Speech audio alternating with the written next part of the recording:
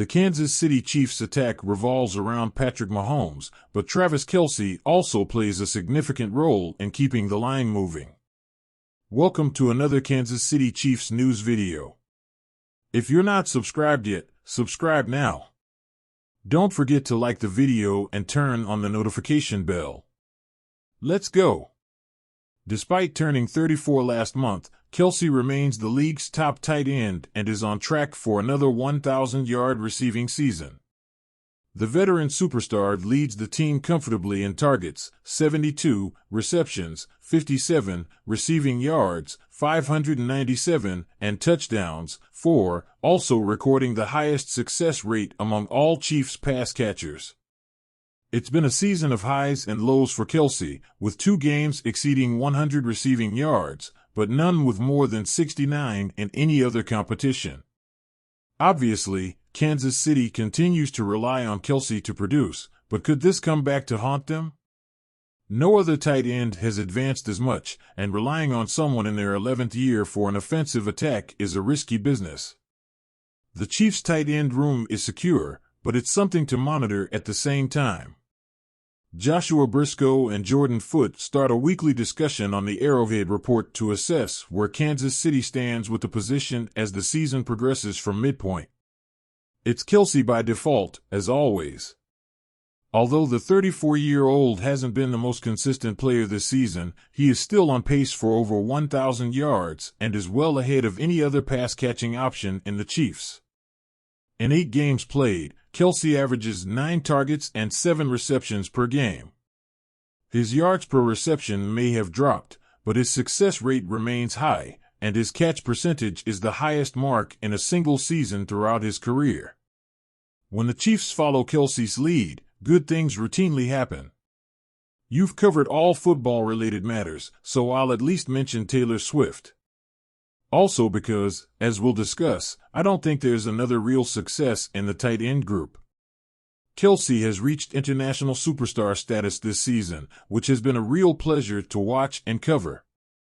It also serves to make the world realize how excellent Kelce has been throughout his career.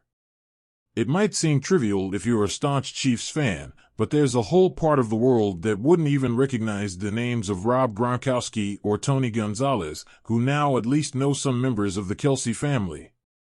It will be fun when the time comes to debate Kelce's GOAT status. This might be an evasive answer where I'm finding a loophole, but this should be the year the Chiefs had enough elsewhere in the offense, and Kelce didn't have to carry a ton. Instead, he's consistently doubled by the opposition, and the wide receiver room is doing nothing to help divert attention from him. Kansas City's biggest failure at tight end was not finding a way to make Kelce's life easier. It remains as challenging as ever, which shouldn't be the case for someone who has already suffered a bone bruise and ankle sprain this season and is in his 11th year in the league. I used the loophole to achieve the greatest success, so you earned it. And you're right, so I'll stick with the rest of the tight end group. Noah Gray has hit almost 59% of the Chiefs' offensive attempts this year, and Blake Bell has hit almost 25%. We can talk about Gray next, but he and Bell combined for 21 receptions in an offense with plenty of room for someone to step up. Bell is obviously a tight end who blocks first, and Gray remains on the field, which is a good sign for his development. Mahomes even missed an open Gray on a potential play.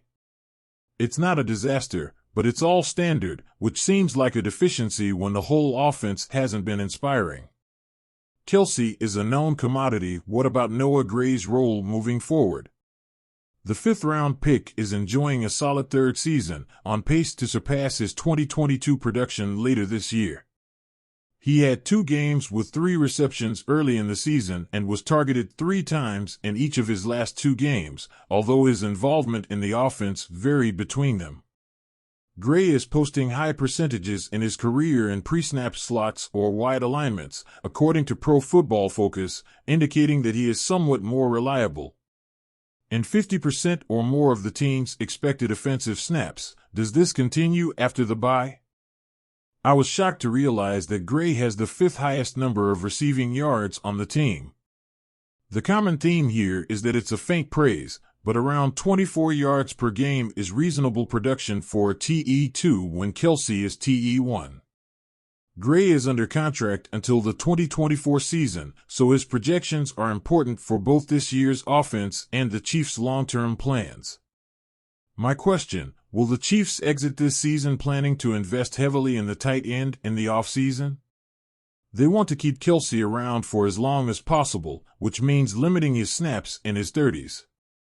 Will Gray become a true co-star alongside Kelce before the end of his rookie contract, or will he be the best number 2, signaling that it's time for the Chiefs to draft one of the top TEs in the 2024 NFL Draft?